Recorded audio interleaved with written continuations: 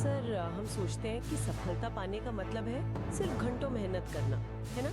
मतलब बस पसीना बहाओ। हाँ, यही आम धारणा है। लेकिन आज हमारे पास जो जानकारी है वो कुछ थोड़ी अलग कहानी कहती है। ये कुछ लेखों और नोट्स का एक तरह का संकलन है। अच्छा, हाँ, और ये उन खास आदतों पर रोशनी डालता है जो अक्सर सफल या अमीर कहे जाने वाले लोगों से जुड़ी होती हैं। दिलचस्प है। तो सवाल ये उठता है कि भाई क्या ये आदतें महज संयोग है या इनमें वाकई कोई गहरा राज छुपा है? क्या ये वो छोटी छोटी चाबियां हैं जो शायद बड़े दरवाजे खोल सकते हैं? हो सकता है। चलिए आज इसी पहेली को थोड़ा सुलझाने की कोशिश करते हैं। देखते हैं कि इस जानकारी के पिटारे में हमारे लिए क्या है। जरूर देखते हैं। तो पहली आदत जो इस जानकारी में प्रमुखता से बताई गई है वो है सुबह जल्दी उठना। अच्छा, सुबह जल्दी उठना, क्लासिक। कहा गया है कि ब्रह्म मुहूर्त या सुबह का जो शांत समय होता है वो बिना किसी भटकाव के अपने सबसे जरूरी कामों पर ध्यान लगाने का एक सुनहरा मौका होता है। कई कामयाब लोगों का जिक्र है इसमें जो सुबह जल्दी उठते हैं। हाँ, ये सुना तो है मैंने। और एक दिलचस्प सुझाव भी है इसमें क्या? कि अलार्म को सिर्फ 30 मिनट पहले सेट करें और उठते ही मोबाइल फोन चेक करने की आदत से बचें। ये फोन वाली बात तो जरूरी है आजकल। हाँ बिल्कुल, ये सुबह के शांत घंटों का जिक्र वाकई दिलचस्प है।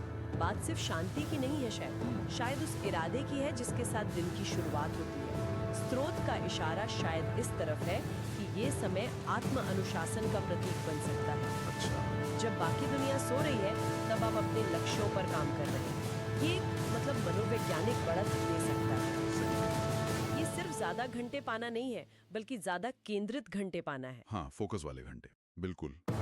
और वो जो सुझाव है फोन से दूरी का, हाँ वो शायद इसीलिए है। डिजिटल भटकाओं से बचकर अपने विचारों और प्राथमिकताओं के साथ दिन शुरू करना। ये बात तो सोचने वाली है। मतलब दिन की पहली क्रिया ही पूरे दिन की दिशा तय कर सकती है। शायद। अच्छा, तो ये हुई पहली कड़ी। अब दूसरी आदत पर आते हैं जो स्रोत में बताई गई है। वो है रोजाना कुछ नया सीखना और पढ़ना। लर्निंग। हाँ, इसके मुताबिक सफल लोग अपनी जानकारी और समझ को लगातार बढ़ाते रहते हैं। वे सिर्फ खबरें नहीं पढ़ते बल्कि किताबें, गहन लेख या अपने क्षेत्र से जुड़ी नई रिसर्च पढ़ते हैं। वॉरेन बफे और एलॉन मस्क जैसे नामों का उदाहरण भी दिया गया है जो पढ़ने को असाधारण महत्व देते हैं। तो मशहूर है, उनका बड़ा हिस्सा पढ़ने में बिताते हैं। यहाँ देखिए सिर्फ पढ़ने की बात नहीं हो रही है। बल्कि लगातार सीखते रहने की मानसिकता की बात है। हाँ, स्रोत इस पर जोर देता है कि ज्ञान अर्जन एक सतत प्रक्रिया है। Okay, continuous learning. ये आदत शायद उन्हें बदलती दुनिया के साथ कदम मिलाने में नए अवसर पहचानने में, और जैसा कि स्रोत में वित्तीय समाचारों का जिक्र है, हाँ है। तो वो सूचित निर्णय लेने की क्षमता को बढ़ाता है। मतलब सिर्फ सामान्य ज्ञान नहीं, बल्कि वो ज्ञान जिसका आप इस्तेमाल कर सकते हैं। Practical knowledge. ये निष्क्रिय होकर जानकारी लेना नहीं, हाँ, बल्कि सक्रिय रूप से समझना और उसे अपने जीवन में अपनाना। यानी ज्ञान को एक्शन में बदलना। हाँ, और आपने जो सूचित निर्णय लेने की बात कही, हाँ। वो शायद अगली आदत से भी जुड़ी है, कौन सी? Smart networking. हाँ, स्रोत कहता है कि ये लोग सोच समझकर अपना दायरा बनाते हैं। स्मार्ट नेटवर्किंग, हाँ, वे ऐसे लोगों के साथ समय बिताना पसंद करते हैं जो सकारात्मक हैं, महत्वाकांक्षी हैं और वो प्रेरित हैं। या निराशावादी लोगों से थोड़ी दूरी बनाने की सलाह भी दी गई है। अच्छा, साथ ही मास्टरमाइंड ग्रुप्स का भी जिक्र है इसमें। हाँ, स्मार्ट नेटवर्किंग शब्द यहाँ महत्वपूर्ण है।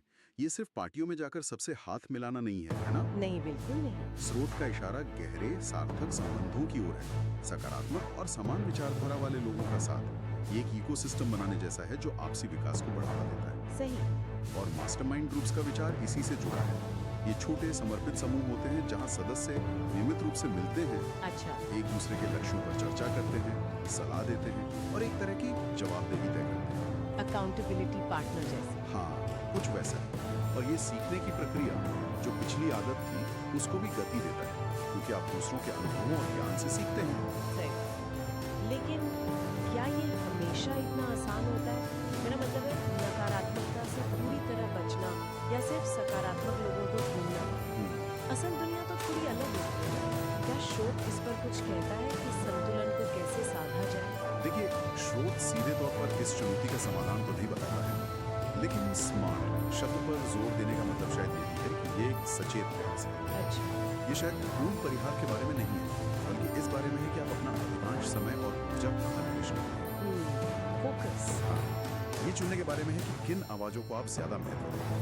नकारात्मकता से पूरी तरह बचना शायद संभव ना हो, मुश्किल है। पर आप ये तय कर सकते हैं कि वो आपकी सोच और निर्णयों पर हावी ना हो। और मास्टरमाइंड ग्रुप्स जैसे जो संरचित माहौल होते हैं, हाँ। वो इसी में मदद कर सकते हैं। एक सुरक्षित स्थान जहां सकारात्मक आदान प्रदान हो सके। ये एक व्यवहारिक नजरिया लगता है, यानी चुनाव और प्राथमिकता का सवाल।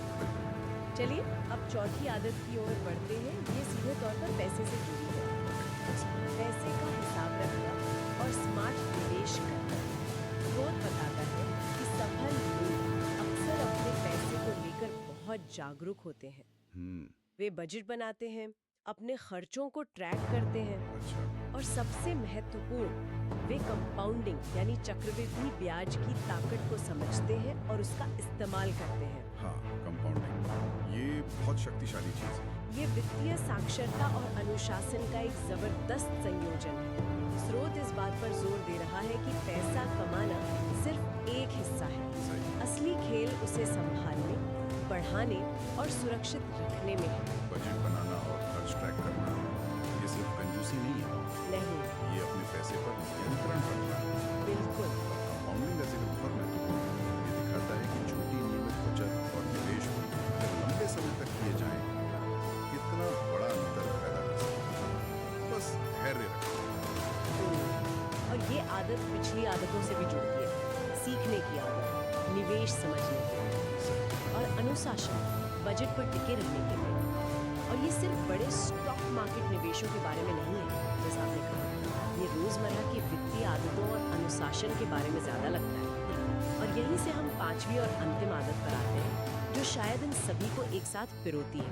अच्छा, कौन सी? निरंतरता और धैर्य, कंसिस्टेंसी एंड पेशेंस। स्रोत के अनुसार ये लोग फौरी नतीजों की उम्मीद नहीं करते। वे समझते हैं कि बड़ी सफलता एक लंबी यात्रा है, सही। इसलिए वे लगातार छोटे छोटे कदम उठाते रहते हैं और लंबी अवधि की दृष्टि रखते हैं। ये शायद सबसे बुनियादी फिर भी सबसे शक्तिशाली आदत है। हाँ, लगती तो है। स्रोत इसे सफलता की नींव बता रहा है। देखिए, सुबह जल्दी उठना, रोज पढ़ना, अच्छे रिश्ते बनाना, पैसे बचाना, इनमें से कोई भी आदत एक दिन में चमत्कार नहीं है। नहीं, जाहिर। इनका असली असर तब दिखता है जब इन्हें लगातार महीनों और सालों तक निभाया जाए। ये धैर्य का मनोवैज्ञानिक पहलू है। हाँ, असफलताओं और धीमी प्रगति के बावजूद टिके रहे। लगे रहो। हाँ, स्रोत का इशारा है कि सफलता एक मैराथन है, 100 मीटर की दौड़ नहीं। इसमें उतार चढ़ाव आएंगे, लेकिन दिशा सही रखकर चलते रहना ही कुंजी है। यह दृढ़ता ही है जो ज्ञान को बुद्धि में और प्रयासों को परिणामों में बदलती है। तो अगर हम इन पांचों धागों को एक साथ बोलें, तो इस जानकारी से एक तस्वीर उभरती है। ऐसी तस्वीर सुबह जल्दी उठकर दिन को इरादे से शुरू करना, ठीक। रोज सीखकर खुद को तेज करना, सकारात्मक लोगों से जुड़कर प्रेरणा और अवसर पाना, सही। पैसे को अनुशासन से संभालना और बढ़ाना, बिल्कुल। और इन सब पर निरंतरता और धैर्य का नींव चढ़ाना। स्रोत का दावा यही है कि ये आदतें मिलकर एक ऐसा ढांचा तैयार करती है जो सफलता की संभावनाओं को काफी बढ़ा सकता है। ये सिर्फ अलग अलग अच्छी आदतें नहीं, बल्कि एक दूसरे को बल देने वाला एक सिस्टम लगता है। बिल्कुल, ये एक सिस्टम जैसा ही लगता है जहाँ हर हिस्सा दूसरे को मजबूत करता है। लेकिन इस सारी बातचीत के बाद एक गहरा सवाल मन में उठता है, क्या? जिस पर शायद स्रोत सीधे जवाब नहीं देते। सोचने को मजबूर है। बताइए। क्या ये आदतें वाकई सफलता या अमीरी का कारण है, या ये सफलता का परिणाम है? अरे, ये एक दिलचस्प मोड़ है। आप क्या कहना चाह रहे हैं? मेरा मतलब है, क्या लोग इसलिए सफल होते हैं क्योंकि वे सुबह जल्दी उठते हैं, या वे इसलिए जल्दी उठ पाते हैं क्योंकि वे सफल हैं और अपने समय पर उनका ज्यादा नियंत्रण है? या वे इसलिए ज्यादा पढ़ते हैं क्योंकि पढ़ने से सफलता मिलती है, या सफल होने के बाद उन्हें बेहतरीन जानकारी और किताबें खरीदने और पहुंचने के साथ मिलती है? सोचने वाली बात है। क्या स्मार्ट नेटवर्किंग सफलता लाती है, या सफल होने पर अपने आप ही प्रभावशाली लोग आपसे जुड़ना चाहते हैं? हाँ, ये भी है। इसी तरह क्या पैसा बचाने और निवेश करने से अमीरी आती है, या अमीर होने के बाद इन चीजों पर ध्यान देना ज्यादा आसान हो जाता है? और धैर्य रखना, क्या ये सफलता का कारण है, या सफलता मिलने के बाद असफलताओं से कम डर लगने लगता है और धैर्य रखना आसान हो जाता है? वाह, ये तो सोचने का बिल्कुल अलग नजरिया है। कारण और परिणाम की ये गुत्थी, मतलब चिकन और एग वाली बात हो गई। हाँ, ये क्लासिक चिकन और अंडा वाली स्थिति हो सकती है। संभावना है कि सच्चाई इन दोनों के बीच में कहीं है। मतलब शायद ये आदतें सफलता पाने में मदद करती हैं और फिर सफलता मिलने पर इन आदतों को बनाए रखना और बेहतर करना आसान हो जाता है। ये एक सकारात्मक चक्र, एक पॉजिटिव फीडबैक लूप हो सकता है। अच्छा, ये हो सकता है। लेकिन श्रोताओं के लिए ये सोचना जरूरी है कि इन आदतों को अपनाते समय वे इन्हें कोई जादुई फॉर्मूला ना समझें। सही। ये शक्तिशाली उपकरण हो सकते हैं, लेकिन सफलता कई और कारकों पर भी निर्भर करती है। बाहरी परिस्थितियां, अवसर, किस्मत भी। हाँ, बिल्कुल। तो अंतिम विचार शायद यही है, इन आदतों को प्रेरणा के स्रोत के रूप में देखें, पर यह भी सवाल करें कि आपकी अपनी परिस्थितियों में ये कितनी व्यावहारिक है और क्या ये वाकई आपकी सफलता का कारण बन सकती है या ये उस सफलता का हिस्सा होंगी जिसे आप हासिल करना चाहते हैं। ये एक व्यक्तिगत खोज है। बहुत खूब। सोचने